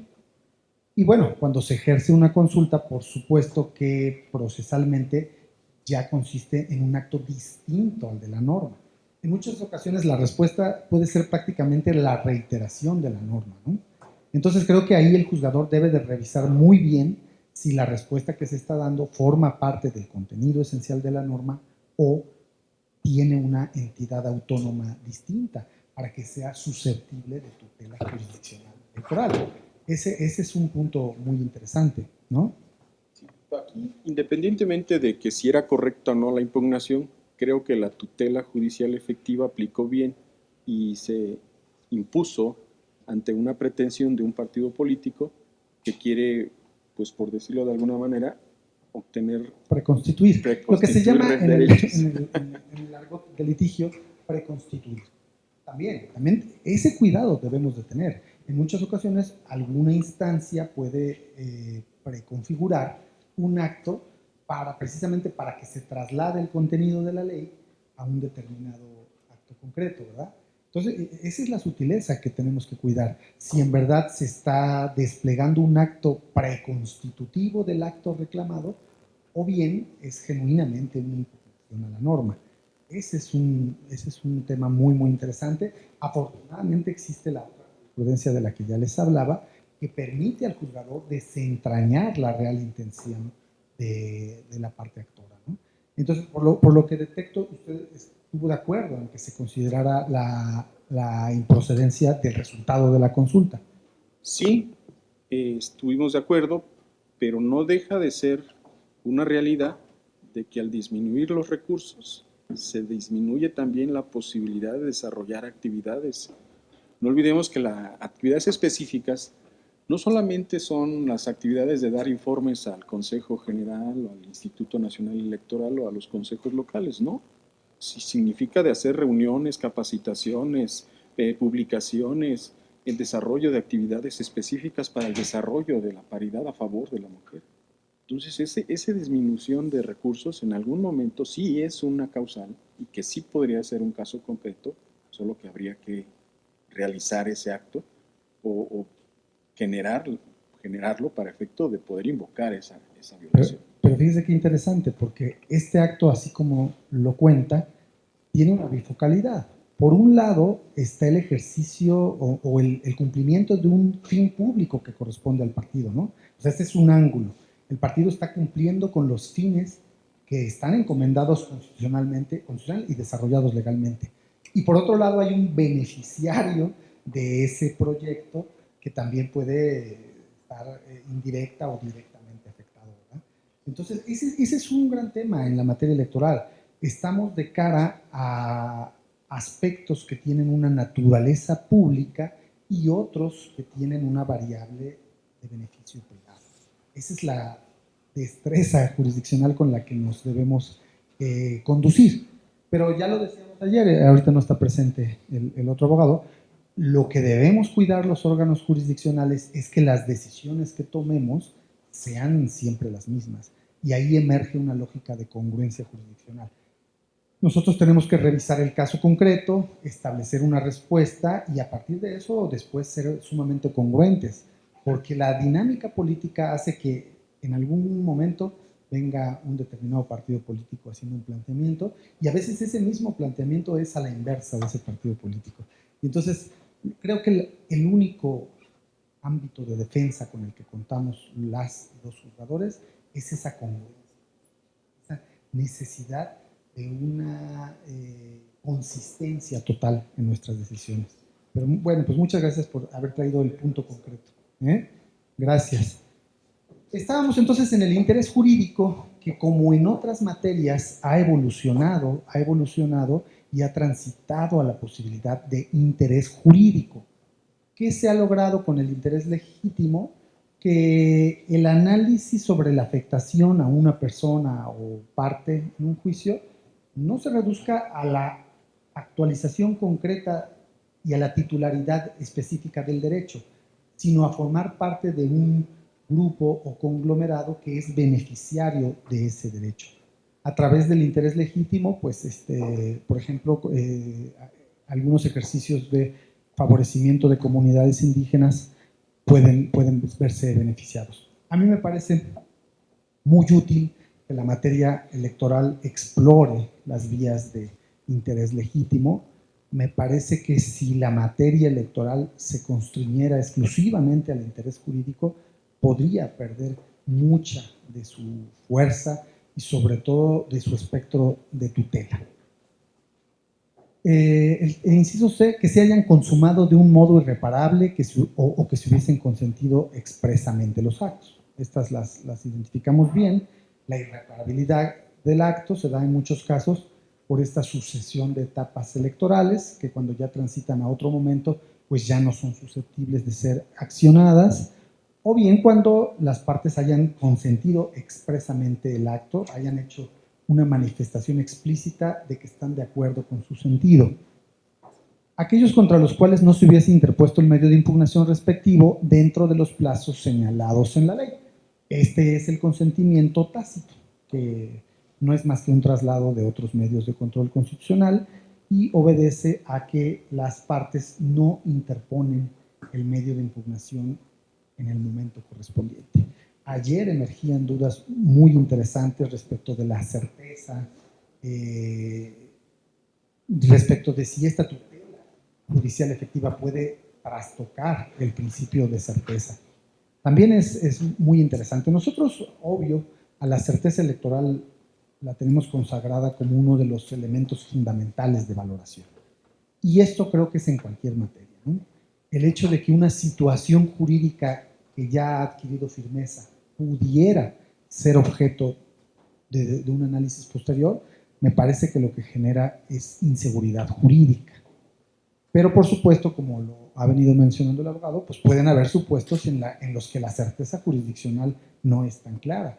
Existe la cosa juzgada y existe la cosa juzgada refleja, que tiene un alcance no solo a las partes que ejercieron el juicio, sino a aquellas otras que estén en una misma situación jurídica que ya no puedan accionar. Me acuerdo que ayer comentaba algo parecido usted, ¿no?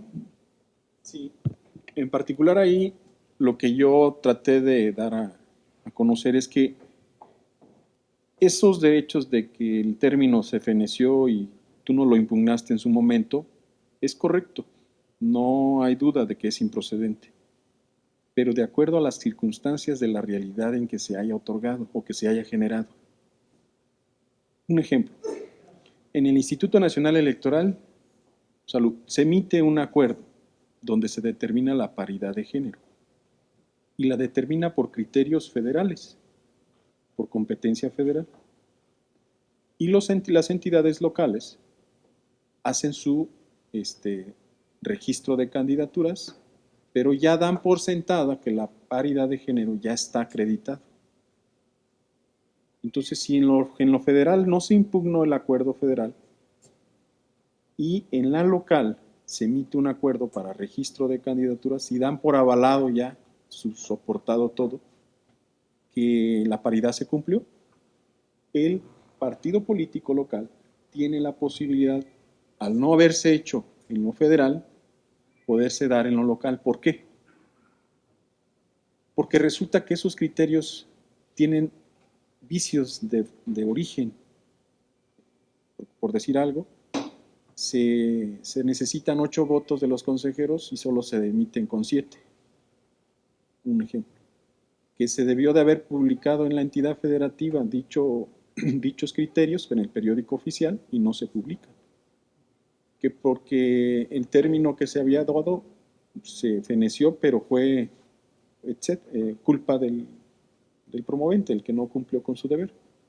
Que en lo local, esos criterios, había una reforma constitucional otorgada para regular y no aplicar esos criterios de paridad, porque fue una entidad donde sí generó reforma constitucional, sí publicó en el diario oficial y sí entró en vigor dicha reforma. Entonces, al tener un cúmulo de vicios de origen, si bien es cierto, no se cumplió con eso, creo que atendiendo a una sana lógica y atendiendo a una interpretación teleológica de la Constitución local y el principio de reserva de ley y a la libertad configurativa que usted mencionó perfectamente bien, pues creo que aplicarían la Constitución local.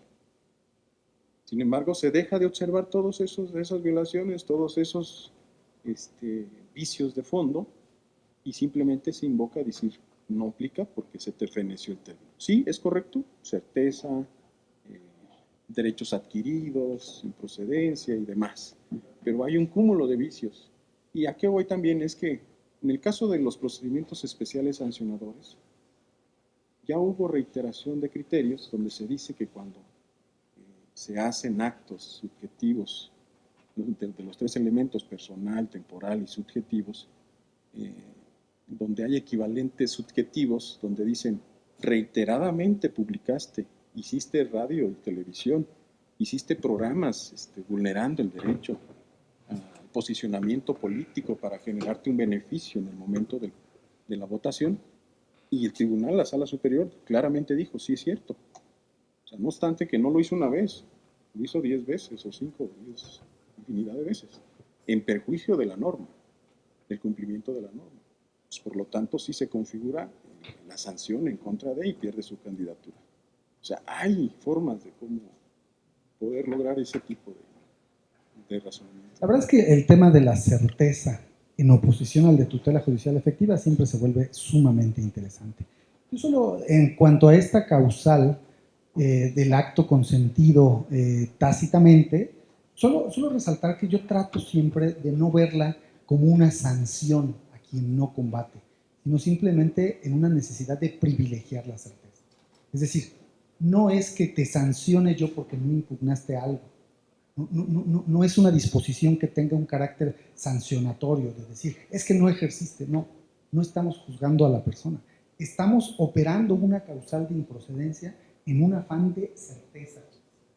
¿Por qué? Porque el proceso no está únicamente dispuesto para ti, está dispuesto para todo el sistema. Entonces, incluso yo trato de cuidar esa redacción. No es que tú seas castigado por no haber ejercido una acción.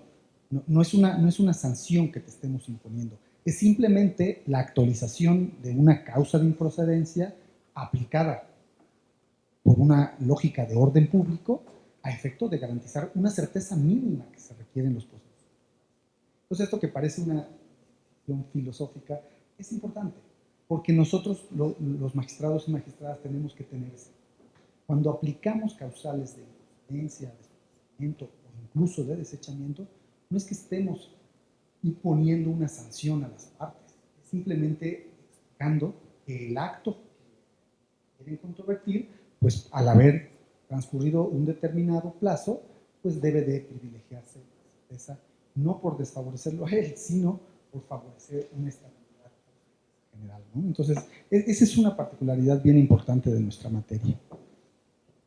Luego, no sé, ese ya está. Que el promovente carezca de legitimación va muy relacionado con la primera parte, nada más que en esta es la legitimación ad proceso.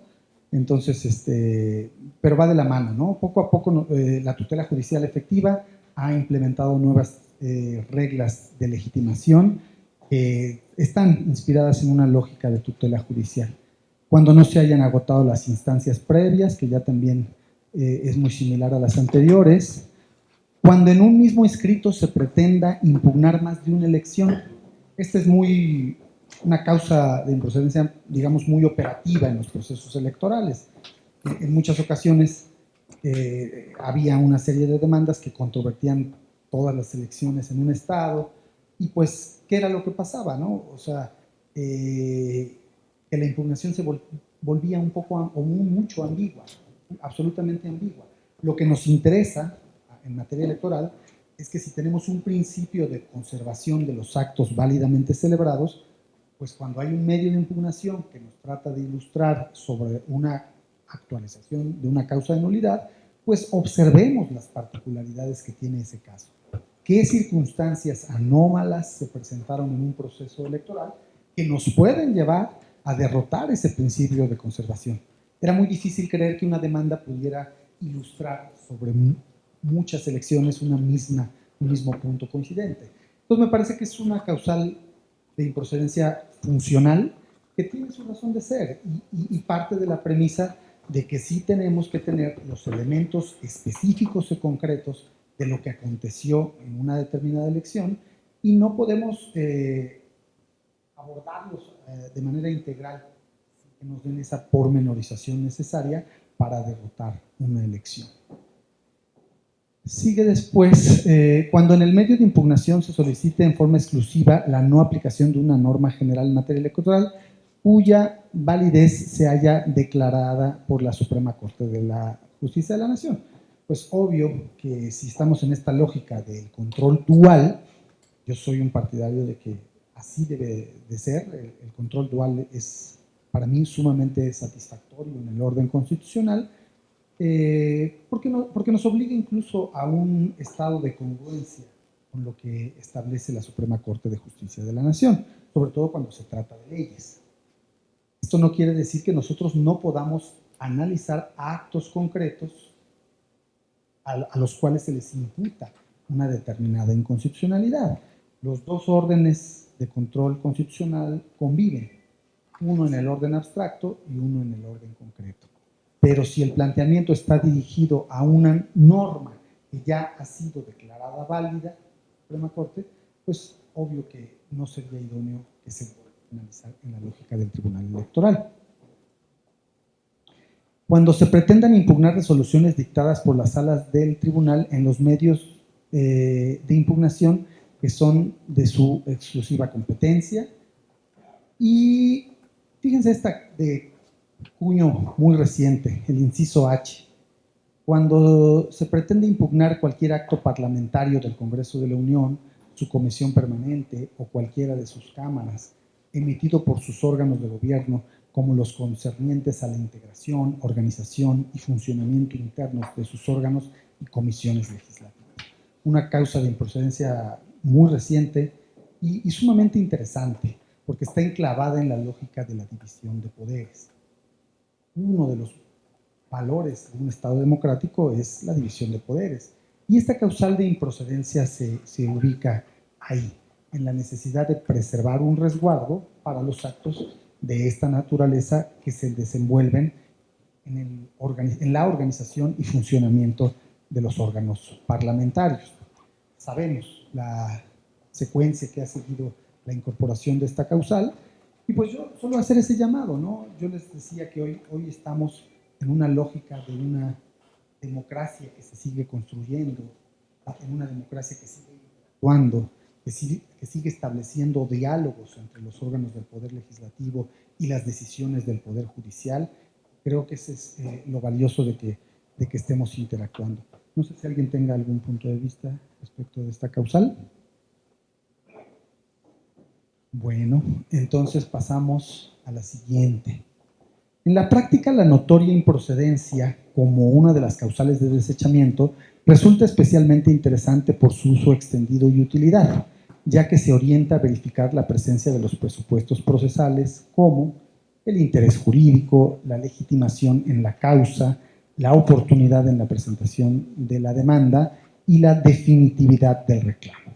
De este modo podrá evitarse la tramitación de un proceso vano o ineficaz.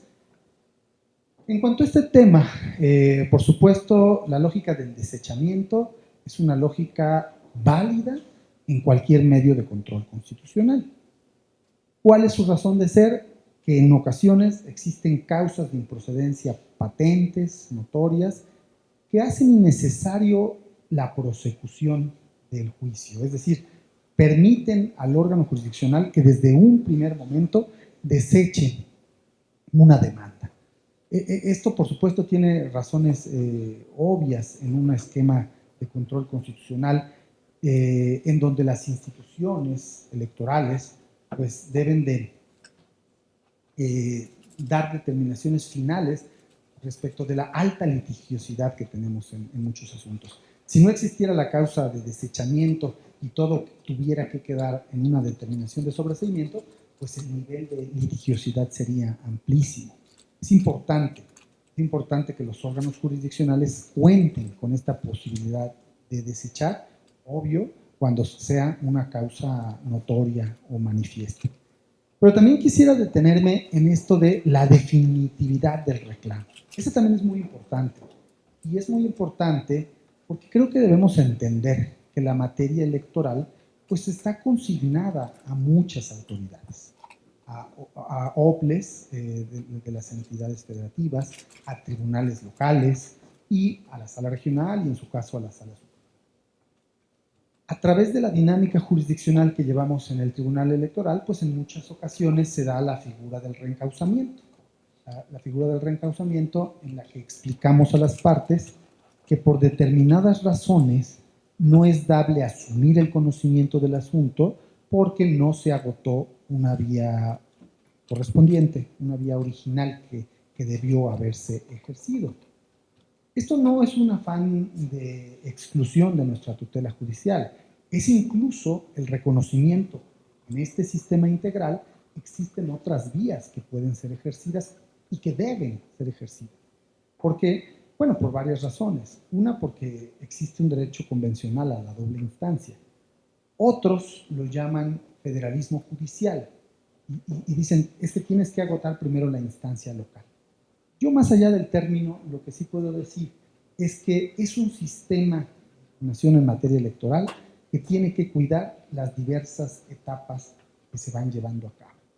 En muchas ocasiones, los tribunales locales, con la cercanía y conocimiento que tienen, es indispensable que hagan un pronunciamiento original y que solo hasta con posterioridad arribe el conocimiento a la sala regional y en su caso a la sala superior.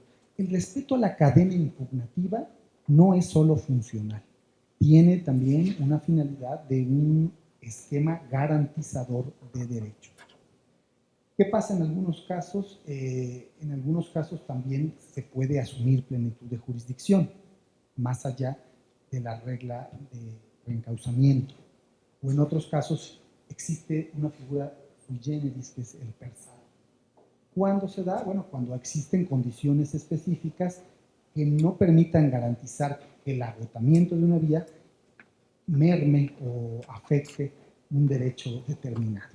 Entonces, es un sistema muy peculiar el que tenemos en materia electoral, porque es un sistema que en principio respeta unas reglas naturales de los diferentes niveles de autoridad, pero que en algunos casos, cuando está en riesgo la figura, el trastocamiento de un derecho, pueden representar una excepción y pueden ser conocidos en la vía personal.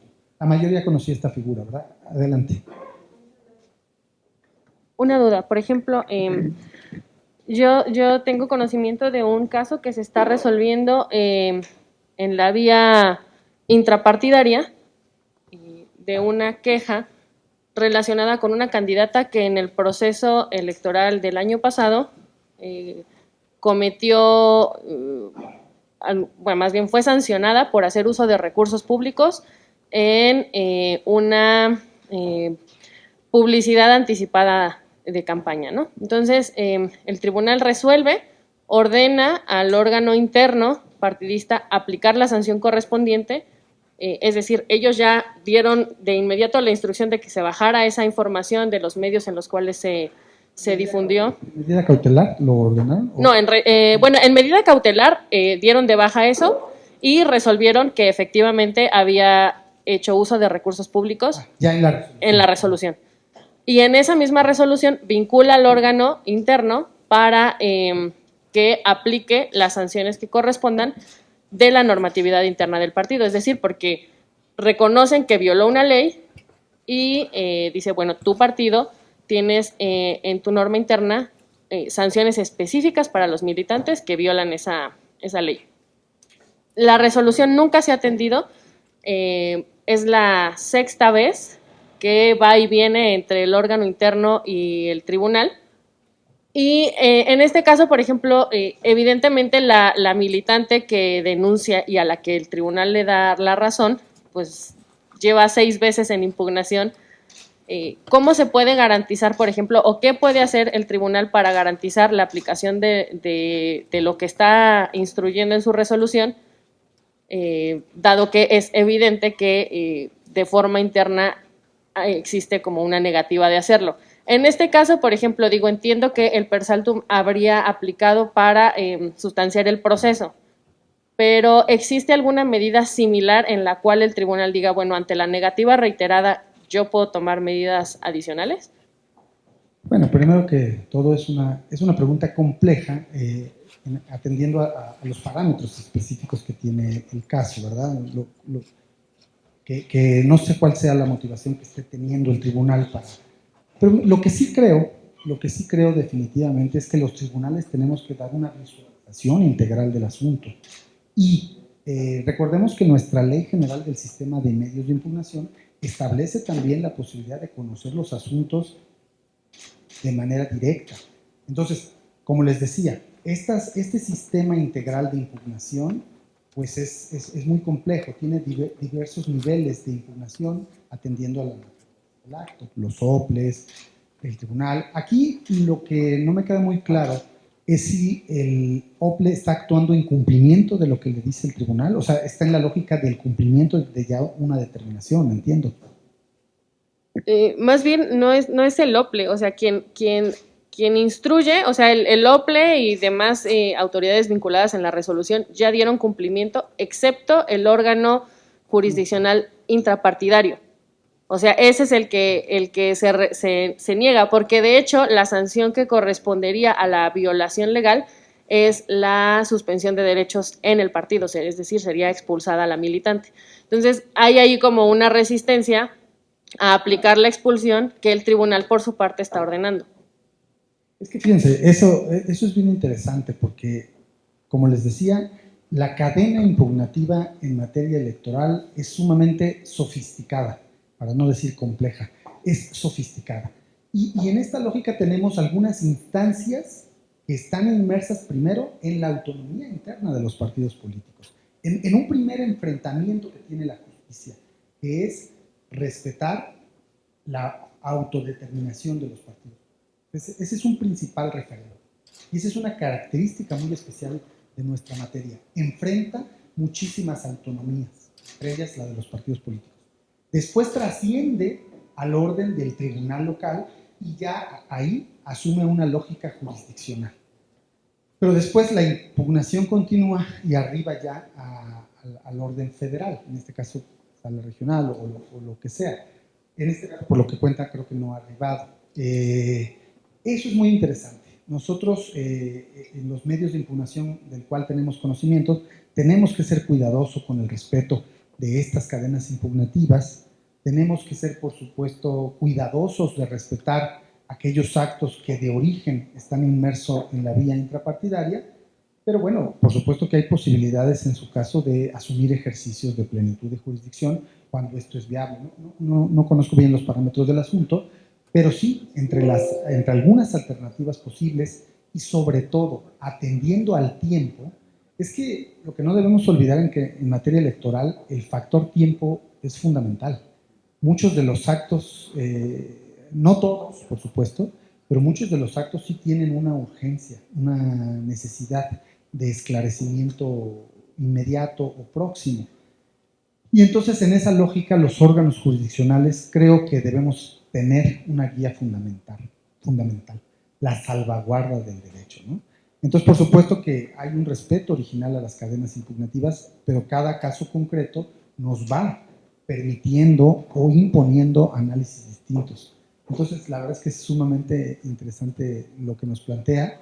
Yo solo puedo dar una regla general, que es esta necesidad de respeto a las cadenas impugnativas y, por supuesto, una necesidad de que los órganos jurisdiccionales electorales salvaguardemos en su máxima dimensión los derechos que están en juego. Adelante. Sí, muchas gracias.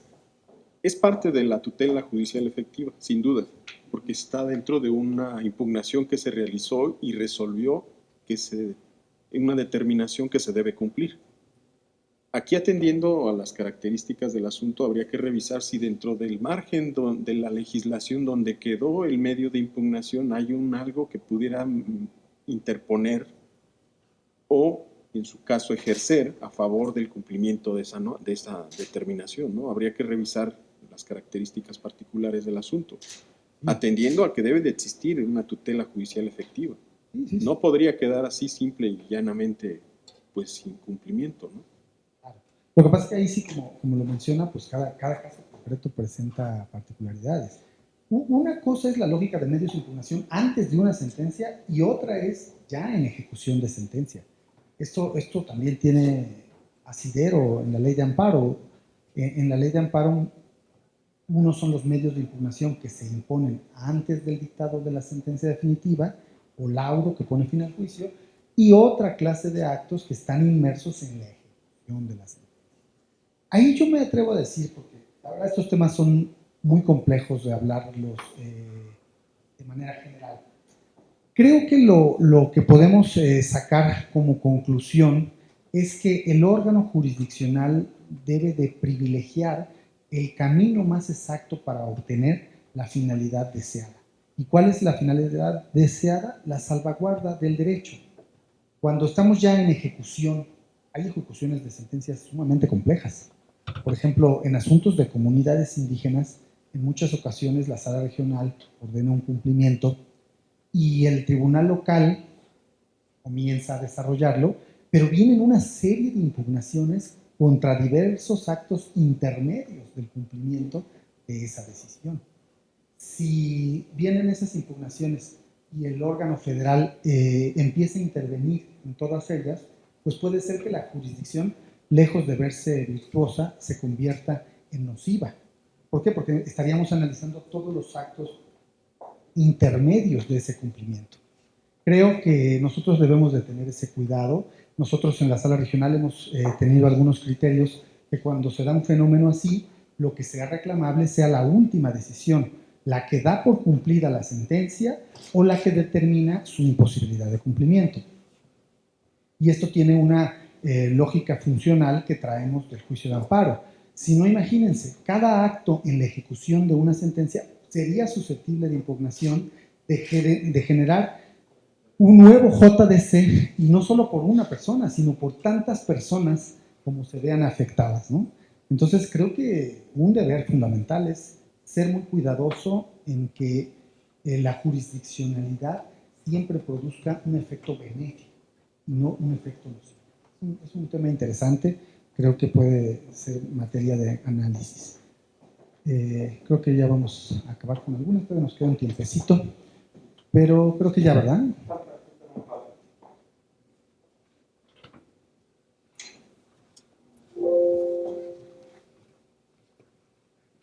Sobreseimiento, el artículo 11.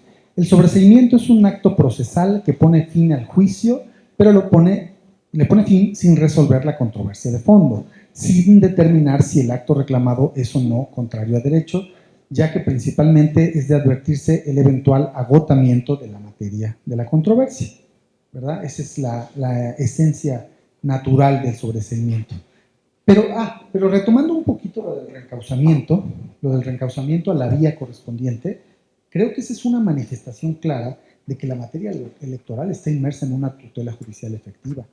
Es decir, cuando no se agota una vía, pero el ejercicio de la acción se dio en tiempo, la determinación natural de la sala regional es enviar para el conocimiento del tribunal. No genera un desechamiento. Y no genera un desechamiento porque entendemos que estamos en la lógica de un sistema electoral. Sería muy, muy delicado que nosotros, por no haberse presentado sin agotar, pero cuando todavía es dable que esto se realice, nosotros determináramos. Creo que esto ilustra sobre la visión de tutela judicial efectiva integral que tiene el sistema de medios. Me parece que también ilustra sobre la necesidad de seguir contando con órganos jurisdiccionales locales, un ente que lo resuelva, porque es muy importante también ese conocimiento. Y esa es la que sigue, ¿verdad? La sala superior, en la 34, puesta en el indicando que lo relevante es que por alguna circunstancia se deje totalmente sin materia el juicio antes de que se dicte la sentencia.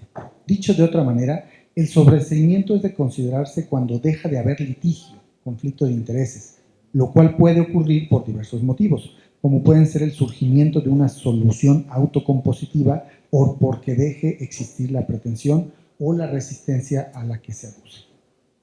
Sin duda alguna creo que la materia electoral deberá transitar poco a poco tal vez a estos medios alternativos de solución de conflictos. El alto nivel de justiciabilidad que se da en la materia electoral es un tema importante. Creo que podríamos explorar otros medios de solución de conflictos basados, por ejemplo, en la autocompasión, en la que haya la posibilidad de que las partes puedan un arreglo. Nosotros en los juicios laborales lo tenemos con claridad. Lo primero que decimos en una audiencia es si se puede llegar a un arreglo. Entendemos que tratándose de derechos políticos, pues es sumamente complejo a veces arribar a un arreglo. Pero creo que en el ámbito de creación legislativa podrían explorarse medios de solución alterna a conflictos. Esa es una. Y tal vez también alguna especie de control constitucional ex ante, ¿no? Generar figuras de consulta que den a conocer a los partidos políticos, a los candidatos. Es decir, podría ser que las salas regionales pudieran tener la fórmula para dar respuesta a consultas de partidos políticos ex ante. Esa figura no se ha explorado, existe en otros países como en Italia y en España. Y pues creo que en este momento que estamos viviendo, en el que estamos ávidos de nuevas disposiciones normativas, creo que tenemos que encontrar esos caminos. La alta litigiosidad creo que es un fenómeno muy delicado, muy complejo. Las instituciones enfrentamos muchos asuntos en masa y en ocasiones es complejo la solución inmediata de todos ellos. Creo que hoy también las reformas deben de buscar ese tipo de soluciones con estas alternativas que les comento, consultas, medios alternativos de solución de conflictos, y bueno, se dejan en el tintero para cualquier trabajo legislativo. Pues estamos ya próximos a terminar, pero quisiera escuchar las últimas interrogantes que tengan para comentarlos. De todas formas, yo voy a quedar muy al pendiente de cualquier correo. Les vamos a dar el electrónico por si tienen alguna inquietud de los temas que vimos en la clase. y sobre todo para quedar a sus órdenes. Pero adelante. ¿De consulta? Bueno, en este proceso de reforma, vamos a solicitar Sí. Hay desarrollo importante de la consulta constitucional ex ante. Le digo que son Italia y España, pero si ahorita nos da, bueno, si encuentro esos documentos, se los transmito vía correo para que los conozcan, ¿no? Perdón, no es mi intención tratar de hacer un diálogo, simplemente compartir ideas. No corremos el riesgo de que la política se judicialice cuando estaríamos generando más mecanismos de resolución de conflictos y demás.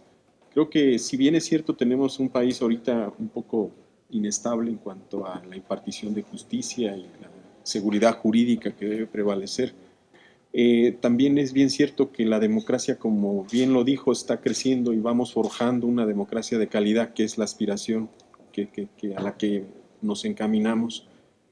No correríamos ese riesgo de judicializar ya más aún de lo que ya con los medios de con los solución medios de conflictos alternancia. o con la consulta, porque son dos cosas diferentes. Con los dos. Pues creo que tienen naturalezas distintas. Los medios alternativos de solución de conflictos se presentan ya con una polémica entablada y buscan alternativas que reduzcan la judicialización, llegar a los consensos. Lo que pasa es que en materia política son complicados los consensos, son complicadas las dimisiones, son complicadas, pero bueno, creo que podría explorarse el ejercicio, ¿no? Ese es del lado de los medios alternativos de solución de conflictos. La consulta ex ante, que es, como le digo, en ejemplos de Italia y España, no se ha explorado en materia electoral, se ha dado más en otros ámbitos. Pero ha sido importante porque evita precisamente una alta litigiosidad en el control constitucional. México no la ha explorado al 100%. Creo que por lo menos debería de estar en el debate, ¿no?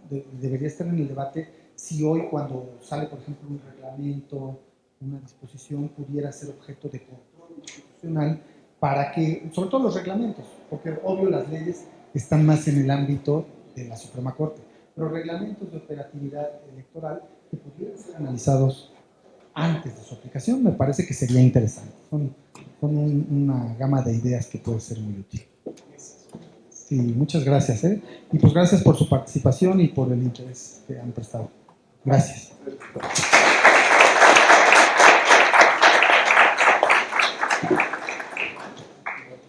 Buenas tardes a todas, a todos. Nuevamente nos vemos. Qué bueno que están en sus clases. Ayer, quítenme esto por favor. Ayer estuvimos con poca clientela porque hubo sesión, pero qué bueno que están aquí. Y a mí me da mucho gusto, magistrado, poder entregarle un reconocimiento por su participación como ponente en el Diplomado de Derecho Procesal Electoral con el tema reglas procesales comunes. Espero que haya sido de interés para todos, para todas. Este convenio que tenemos con el Tribunal Electoral, lo único que nos ha dejado son cosas buenas para nuestro análisis, para profundizar en el tema electoral que es tan importante en el país, pero sobre todo en este lugar donde estamos. Viene una propuesta de reforma electoral que debemos entender, porque aquí es donde donde se tienen esas discusiones y donde se tiene que sacar lo mejor del país. Entonces, yo le agradezco mucho a nombre del doctor Ricardo Monreal, quien le manda su saludo y quien le entrega esta constancia, y a todos les voy a pedir que le demos un aplauso al magistrado. Muchas gracias.